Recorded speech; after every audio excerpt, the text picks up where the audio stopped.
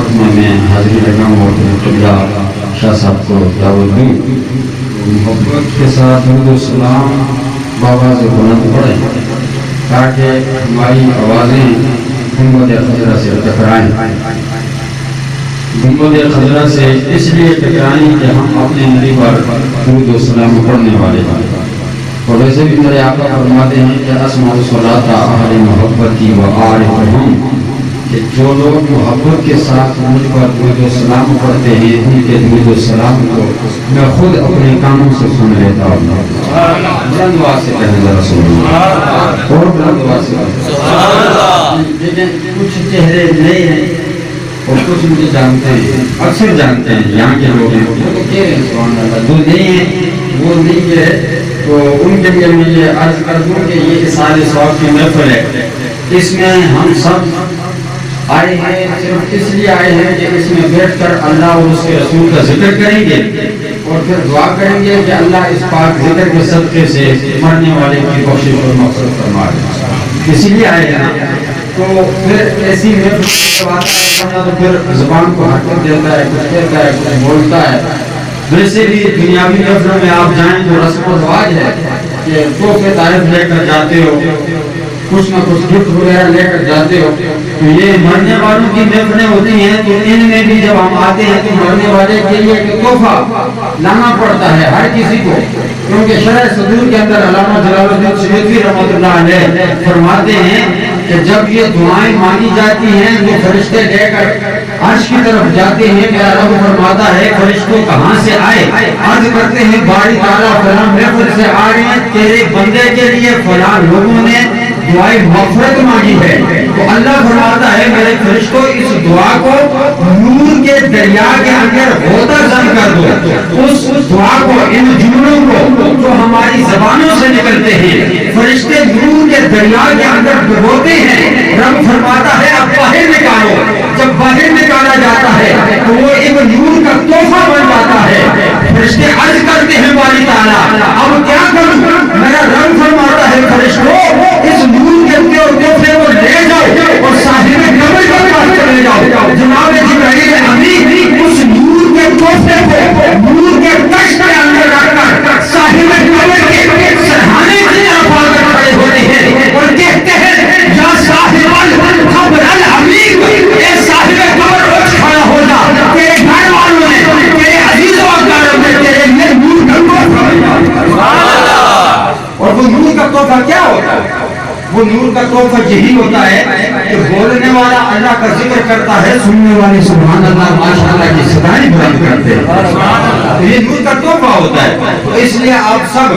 اپنی اپنی طرف سے مرنے والے کے لیے کچھ تحفے بھیجیں، کچھ اثار ثواب کریں۔ یہ کوئی اثار ثواب نہیں ہے کہ آ کر بندہ بیٹھ گیا ہاتھ باندھ کر مولوی کا منہ دیکھتا رہا چپ ہو کے، تو نہ سبحان اللہ کہا نہ ماشاءاللہ کہا، تو یہ تو کوئی بات نہ ہوئی۔ آئے ہیں سارے ثواب کی محفل میں تو پھر مرنے والے کے لیے سارے ثواب کریں نا، بلند آواز سے کہنے ذرا سبحان اللہ، ہم محبت کے ساتھ درود و سلام پڑھیں صلی اللہ علیہ یا رسول اللہ صلی اللہ علیہ سارے مجھے صلی اللہ علیہ رسول اللہ وسلم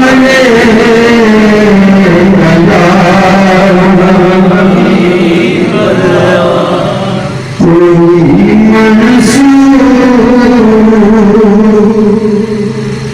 کوئی بن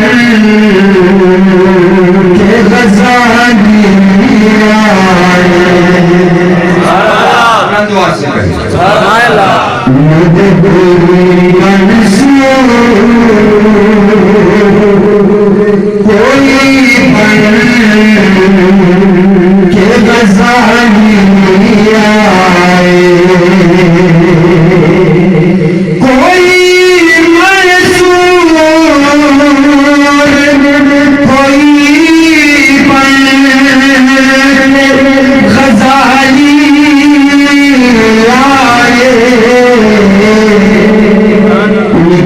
دربار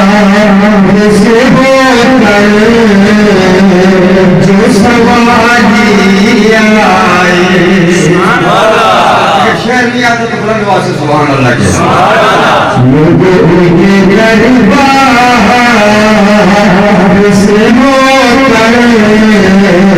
جو سوالی آئے ان کے دربار سے ہو کر جو سوالی آئے وہ شعر سنیں بڑا قابل وہ شعر ہے کہ ان کی نعمت کو جی بات گوارا ہی نہیں اب مجھے سکھائے آپ اگر بلند آواز سے کہتے جائیں گے تو میں آپ کی ذوق کے مطابق شعر پڑھوں گا اور بلند آواز سے کہنے ضرور ان کی نعمت کو تو یہ بات گوارا ہی نہیں کہ ان کی جو کوئی جائے تو خالی آئے ان کی جو کوئی جائے تو خالی آئے منصور کوئی بن غزالی آئے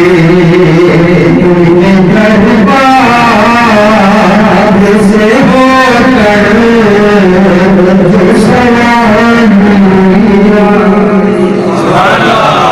اللہ رب العزت کی حمد و ثنا اور حضور رحمت العالمین کی بارگاہ میں حاضر عقید و سلام اور حاضر عقیدت کے بعد حاضرین سامعین عزیزان گرامی القدر محترم جناب حضرت علامہ مولانا حافظ تاج محمود مشبری صاحب اور محترم جناب حافظ فضل حیات نظامی صاحب اور خصوصاً خصوص کی عزیزت و بشریت حضرت علامہ مولانا عالم باعمل پیر سید ابرار حسین شاہ صاحب مطال اللہ و بطول حیات ہی دیگر قرب و جوار سے آئے ہوئے دوستو ہم سب یہاں پر اتصال ثواب کی محفل میں حاضر توجہ میں کر رکھیں بجلی آئے گی جنریٹر چلتا رہے گا یہ معاملات لگے رہیں گے آپ توجہ میں کریں محترم جناب صوبیدار غلام حسن صاحب جو کہ کچھ دن قبل اس دنیا فانی کو چھوڑ کر اپنے خالق حقیقی سے جا ملے ان کی اولاد نے ان کے اصال ثواب کے لیے اس محفل کو منعقد کیا ہے جس میں ہم سب کو مدعو کیا کہ آپ سب آئیں بیٹھیں گے اللہ اس کے رسول کا ذکر کریں گے اور اس کے بعد ہمارے والد صاحب کے لیے دعائیں مغفرت کریں گے تو اس محفل کو سجانے کا یہ مقصد ہے میں بھی یہاں اسی لیے آیا آپ حضرات بھی اسی لیے آئے تو سب دعا گو ہیں کہ یا اللہ ہمارے بھی اس ذکر و اذکار کو اپنی بارگاہ میں قبول فرما اور ہمارے کبیرہ صغیرہ گناہوں کی معافی فرما اور محترم جناب مرحوم مغفور صوبیدار غلام حسن صاحب کی بھی بخشش اور مغفرت فرما. اذان محترم میں نے جو آیا مقدسہ پڑھی ہے اس کا عنوان کچھ اور ہے لیکن میں اس محفل کے حوالے سے عرض کرنا چاہوں گا کہ جو آیت مقدسہ پڑھی اس کا ترجمہ تو یہ ہے کہ اللہ رب العزت فرماتا ہے کہ اے میرے محبوب اپنے غلامی کو آگاہ کر دے کہ اگر یہ اپنی جانوں پر ظلم کر بیٹھے ظلم سے مراد گناہ ہے جن کو ہم ظلم نہیں سمجھتے ظلم سے مراد ہر قسم کا گناہ ہے اللہ فرماتا ہے کہ اگر یہ اپنی جانوں پر ظلم کر بیٹھے انفسہم جاؤ تو پھر یہ تیرے دربار میں آ جائیں در رسول پر آ جائیں اور وہاں آ کر یہ اللہ سے معافی مانگے فاستغفر اللہ تیرے دربار میں آ کر مجھ سے معافی مانگے اور وَاسْتَغْفَرَهُمُ الرَّسُولُ، پھر اے میرے محبوب تو بھی ان کی سفارش کر، تو بھی کہہ دے کہ یا اللہ میرے گناہگار امتی میرے دربار میں آئے ہیں، تو اب تو ان کے گناہوں کو نہ دیکھ، بس میرے دربار کو دیکھ، میری طرف دیکھ کہ یہ میرے امتی ہیں، مولا مجھے دیکھ کر ان کے گناہوں کو معاف فرما۔ بلند آواز سے کہیں ذرا، بلند آواز سے، جتنا بلند آواز سے کہتے جائیں گے انشاءاللہ سننے کا اتنا مزہ آئے گا۔ تو یہ اس آیہ مقدسہ کا ترجمہ ہے۔ میں عرض کرتا چلوں اذان محترم، آج ہم طرح طرح کے گناہوں کے اندر مبتلا، ہر قسم کی نافرمانی ہم کرتے، نمازیں ہم نہیں پڑھتے، روزے ہم نہیں رکھتے، زکاتیں ہم نہیں دیتے، حج ہم نہیں کرتے، احکامات خداوندی پر عمل ہم نہیں کرتے، نافرمانیاں ہم کرتے ہیں۔ یہ تمام عیب ہمارے اندر پائے جاتے ہیں، جبکہ یہ جتنے معاملات ہمارے اندر پائے جاتے ہیں، یہ پہلی امتوں کے اندر جب تھے تو ان کی کسی کی پیشانی پر لکھ دیا جاتا تھا، کسی کے دروازے پر لکھ دیا جاتا تھا، تحریر پر لکھ دیا جاتا تھا، یعنی معاشرے کے اندر اس کو ذلیل و رسوا کر کے رکھ دیا جاتا تھا۔ مگر یہ ساری باتیں ہمارے اندر پائی جاتی ہیں، ہم پھر بھی سفید پوش بنے پھرتے ہیں۔ وجہ کیا ہے؟ وجہ یہ ہے رب کعبہ کی قسم کہ اس میں نہ ہی ہماری نمازوں کا کمال ہے، نہ زکاتوں کا کمال ہے، نہ ہماری صدقات و خیرات کا کمال ہے، نہ صوم و صلات کا کمال ہے، نہ ہمارے کسی اور ایسے خیر کا کمال ہے۔ اگر کمال ہے کسی بات کا تو وہ ایک ہی بات کا کمال ہے کہ ہم نے اپنے گلے کے اندر مصطفیٰ کی بلندی کو بڑھا ڈالا۔ میرا رب فرماتا ہے وَمَا كَانَ اللَّهُ لِيُعَذِّبَهُمْ وَأَنْتَ فِيهِمْ، میرے محبوبہ جب تک تو ان کے اندر موجود ہے میں تیری امت کو ذلیل نہیں کروں گا۔ دو چار بندے سبحان اللہ کہہ رہے ہیں، شاید آپ کو میری باتوں کی سمجھ نہیں آ رہی، بلند آواز سے کہنے سبحان اللہ۔ اور پھر یہ دیکھیں مرتا ہر کوئی ہے، ہر کوئی مرتا ہے، کافر بھی مرتا ہے، یہودی مرتا ہے، انسانی مرتا ہے، عیسائی مرتا ہے، ہر کوئی مرتا ہے۔ مرنے سے انکار کوئی نہیں کرتا، لوگ خدا کا انکار کر دیتے ہیں، رسول کا انکار کرتے ہیں، قرآن کا انکار کرتے ہیں، لیکن موت کا انکار کوئی نہیں کرتا۔ موت پر ہر مذہب کے لوگ متفق ہیں، لیکن اب مرنے میں فرق پیدا ہو گیا۔ مرنے میں سارے بولیے، مرنے میں فرق ہے، مرنے میں فرق ہے۔ کسی کو مرنے کے بعد جلا دیا جاتا ہے، کسی کو عزت کے ساتھ کندھوں پر اٹھا دیا جاتا ہے۔ سرکار صلی اللہ علیہ وسلم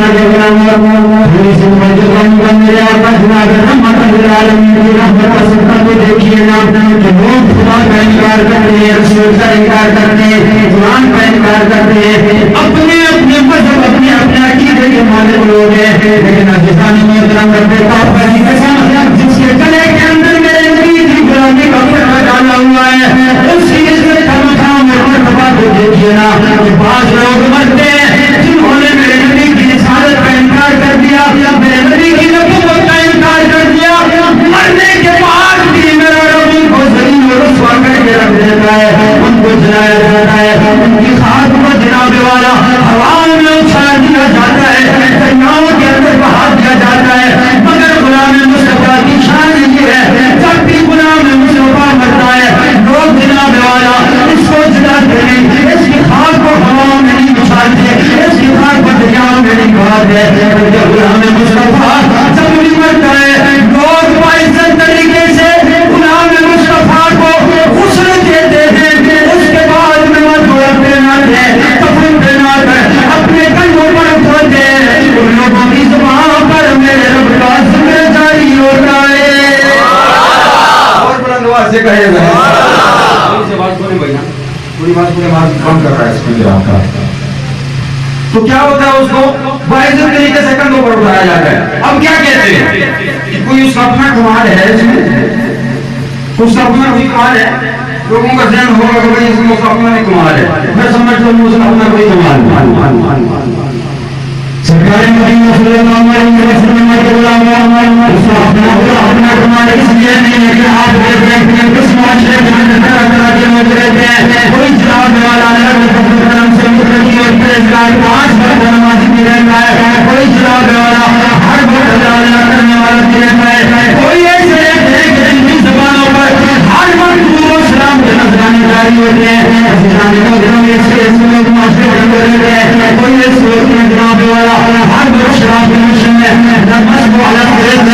کچھ ایسے لوگ ہوتے ہیں جناب والا وہ جناب والا ہر وقت گناہوں کے اندر اپنی زندگی بسر کر رہے ہوتے ہیں. کسی کو دین کا پتہ نہیں ہوتا, کسی کو نماز کا پتہ نہیں ہوتا. کوئی جناب والا اپنی مسجد کے اندر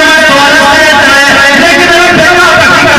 مرنے کے بعد سارے برابر ہو جاتے ہیں. مرنے کے بعد کوئی نہیں کہتا کہ یہ بندہ شرابی تھا, کوئی نہیں کہتا کہ یہ زانی تھا, کوئی نہیں کہتا کہ یہ ڈکیت تھا, کوئی نہیں کہتا کہ یہ جناب والا بہت بڑے بڑے گناہوں میں مبتلا تھا. اب نمازی والے لوگ اس کو بھی کندھوں پر اٹھا دیتے ہیں. کوئی شرابی بن جائے لوگ اسے بھی کندھوں پر اٹھا دیتے ہیں. ایسا ہے یا نہیں ہے بھائی؟ کوئی متقی اور پرہیزگار مرے لوگ اسے بھی کندھوں پر اٹھاتے ہیں, اس کے جنازے کے ساتھ بھی ذکر ہو رہا ہوتا ہے. کہیں نا سبحان اللہ, اور بلند آواز سے سبحان اللہ. کوئی زانی مرتا ہے لوگ اس کو بھی کندھوں پر اٹھاتے ہیں, اس کے جنازے کے ساتھ بھی ذکر ہو رہا ہوتا ہے. کوئی متقی پرہیزگار نمازی مرتا ہے لوگ اسے بھی کندھوں پر اٹھا لیتے ہیں. کیوں بھائی, وجہ کیا ہے؟ فرمایا نہیں, ہم نے یہ نہیں دیکھنا کہ شرابی تھا, ڈکیت تھا, ظالم تھا, چور تھا, کون نہیں تھا. ہم نے یہ دیکھنا ہے کہ مصطفیٰ کا کلمہ پڑھنے والا تھا. جب غلام کا کلمہ پڑھنے والے کا یہ مقام ہے تو مصطفیٰ کا کتنا مقام ہوگا. کہنا بلند آواز سے سبحان اللہ. جب غلام کا یہ مقام ہے کہ لوگ مرنے کے بعد نہیں دیکھتے کیا ہے کیا, ہاں رب کا اور اس کا معاملہ فرق ہے. نیک مرتا ہے تو اس کو فرشتے جناب والا خوشبوؤں میں معطر اور منور کر کے اس کی روح کو لے جاتے ہیں. کوئی گناہگار جیسا بدکردار مرتا ہے تو اس کی روح کو سختی کے ساتھ کھینچا جاتا ہے. یہ اللہ کا معاملہ ہے اور بندے کا معاملہ ہے. لیکن ہمارے لیے مرنے کے بعد سب برابر ہو جاتے ہیں. کوئی سیاکار ہے, بدکردار ہے, گناہگار ہے, کوئی پرہیزگار ہے, لوگ اس کو کندھوں پر اٹھاتے ہیں, جنازے کے ساتھ ذکر بھی کر رہے ہیں. یہ غلام کی شان ہے تو آقا کی شان کیا ہے. اسی لیے میں کہا کرتا ہوں کہ کیسے سمجھے شان زمانے یا رسول اللہ, کیسے سمجھے تیری شان زمانے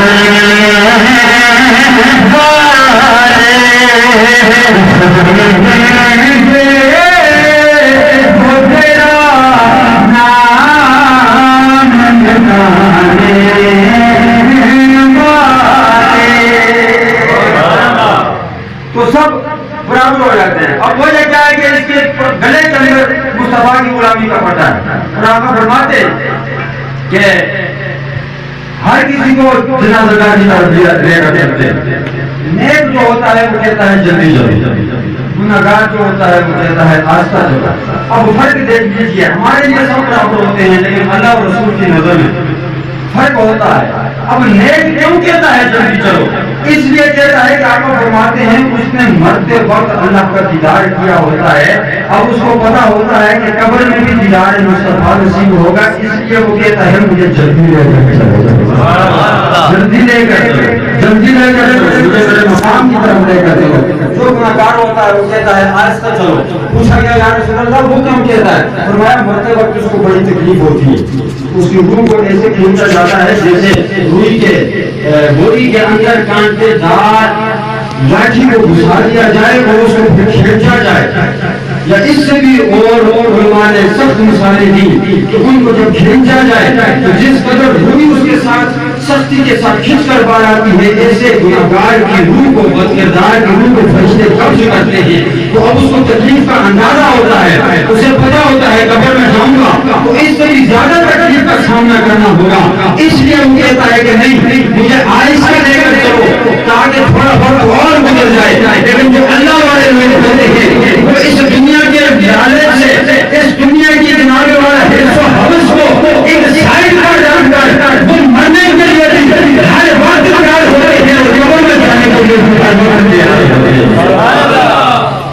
وہ کہتے ہیں ہمیں جلدی لے کر چلو, ہم رب کے جلووں کا دیدار کرنا چاہتے ہیں، اب ان کو لے کر کے جنازہ پڑا قبر میں دفنا، جو بھی ہے قبر میں دفنانے کے بعد میرے آپ کو فرماتے ہیں لوگ جب واپس لوٹتے ہیں نا، جب لوگ واپس لوٹتے ہیں تو ان کے قدموں کی آہٹ کو اپنی قبر کے اندر سن لیتا ہے اور ان کو پہچان لیتا ہے کہ کون مجھ پر مٹی ڈال رہا تھا اور کون آخری بندہ میری قبر سے واپس جا رہا ہے۔ یہ شان ہے سرکار کے غلاموں کی، خود ان کا اپنا عالم کیا ہوگا۔ سمجھو میری بات کو، اب سن لیجئے کہ میرا رب غفور الرحیم ہے،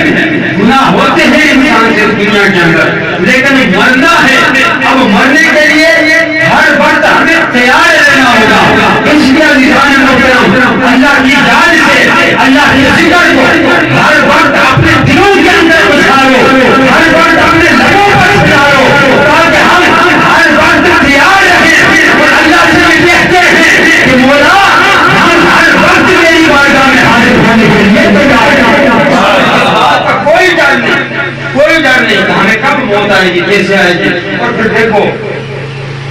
غالباً حضرت داؤد علیہ السلام کی بات ہے، ان میں اور جناب آخری بات کر رہا ہوں، میں بات کو ختم کرنے کی بلا شاہ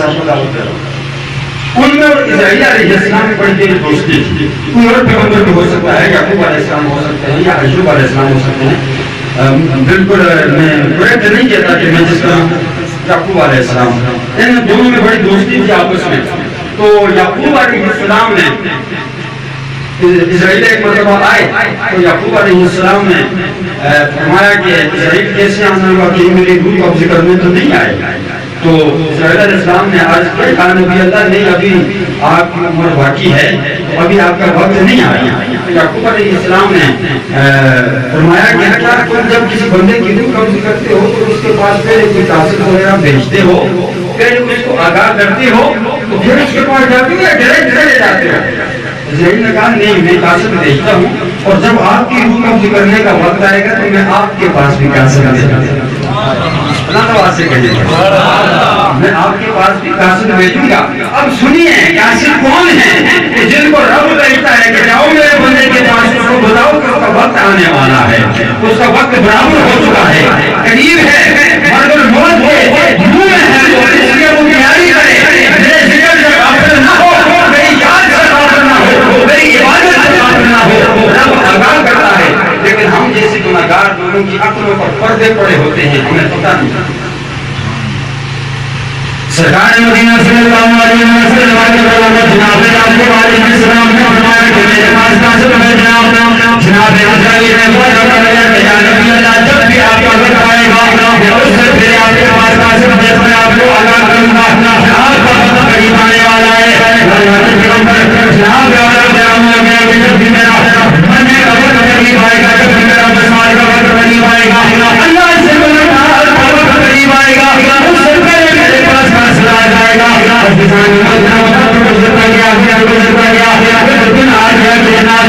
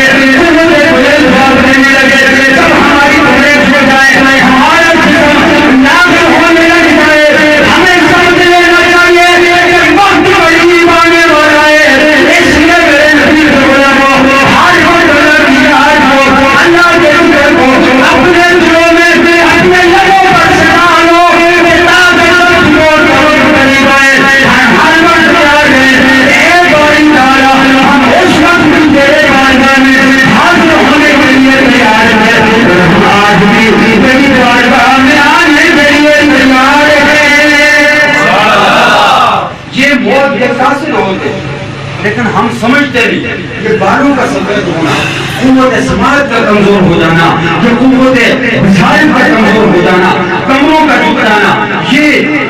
بیماریوں کا آنا، یہ موت کے قاصد ہیں. لیکن اب کچھ لوگ سوچتے ہوں گے کہ یہ بات بندے چلتے پھرتے مر جاتے ان کے پاس قاصد نہیں آتی. اگر وہ چلتے پھرتے مر جاتے ہیں تو اللہ ان کو مقام بھی اور عطا فرماتا ہے. اور یہ تو بڑا بیمار ہو کر مرتا ہے نا، یہ بھی اس کو ایسے نہ سمجھا کرو کہ یہ بڑا گناہگار تھا، اس میں بڑے برائیاں کی تو اس میں بیمار ہو گیا. نہ، یہ بھی اللہ کی رحمت ہے. کہنے سبحان اللہ، سوچ رہے ہیں کہ شاہ صاحب آئیں گے تو سبحان اللہ کہنے میں دینے لگا ہوں کیا وہ شاہ صاحب آپ ذرا سبحان اللہ کہنے کو نہ رہا. اچھا کیا عرض کر رہا ہوں کہ یہ بعض لوگ اچانک مر جاتے ہیں، بعض بیمار ہو کر مرتے ہیں. تو کیا ہے سلسلہ یہ ہے کہ جو بیمار ہو کر مرتا ہے تو یہ بھی اللہ کی رحمت ہے. کیسے؟ میرے آقا فرماتے ہیں کہ جب بندہ بیماری میں مبتلا ہوتا ہے، جس قدر اس کی بیماری بڑھتی جاتی ہے اس قدر اس کے گناہ گرتے جاتے ہیں. بلند آواز سے کہہ رہے ہیں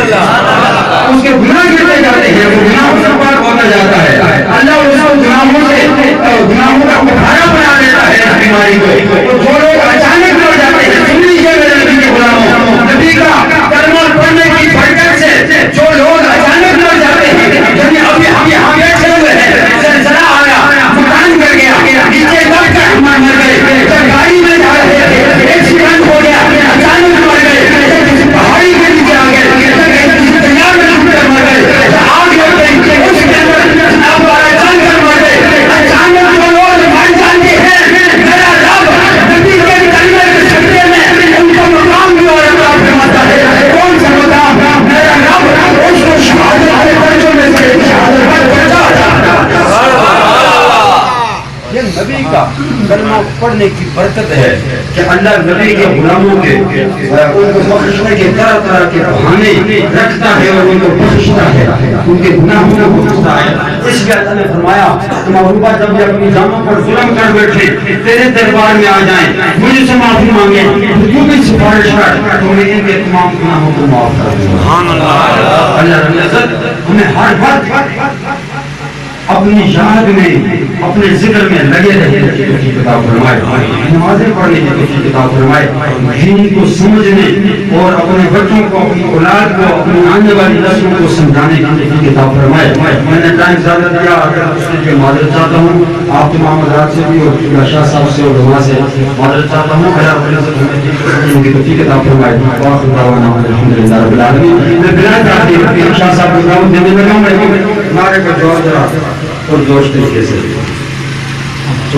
سے نعرے کے جواب میں کافی خطاب ہے کہ شاہ صاحب کو یہ آل رسول ہیں، آل رسول کا بڑا مقام اور بڑا مرتبہ ہوتا ہے، ان کے چہرے کو دیکھنا بھی اللہ کی عبادت ہوتا ہے. اس لیے ذرا تو جوش طریقے سے نعرے کا جواب دیں تاکہ ہماری حاضری اللہ اور اس کے رسول کی بارگاہ میں رہے. نعرہ تکبیر